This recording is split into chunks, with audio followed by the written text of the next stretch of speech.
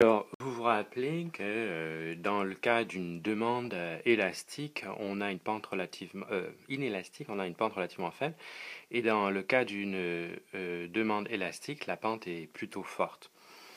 Il arrive parfois qu'on travaille non pas avec la demande, mais avec la demande inverse, donc P en fonction de Q.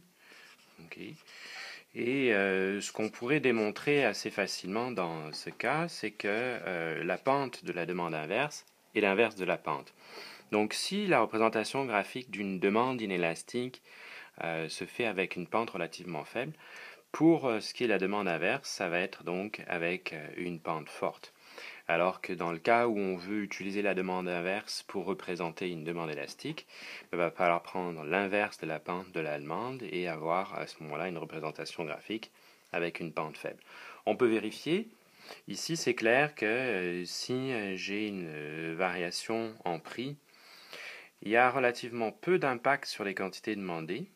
Même pour un delta P conséquent, je vois que le delta D qui est associé est inférieur à delta P.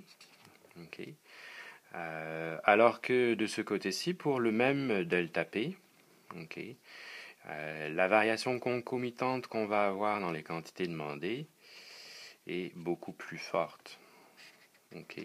Ici, j'ai un delta D qui est largement supérieur au delta P, donc la demande est sensible.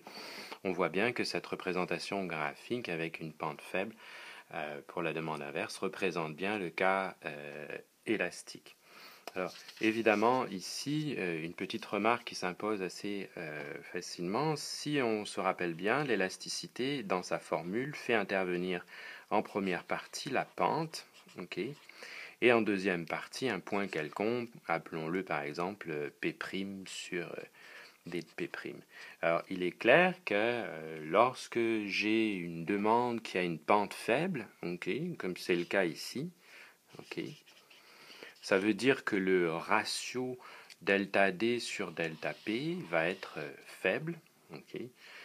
Et à ce moment-là, cet élément étant faible, toute chose étant égale par ailleurs, on va avoir une élasticité faible.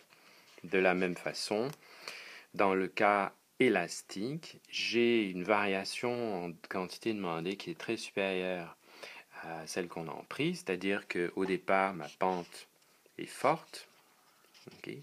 Et si la pente est forte, ça va se retrouver ici au niveau du coefficient et me donner un cas où, au contraire, j'ai une élasticité qui est forte.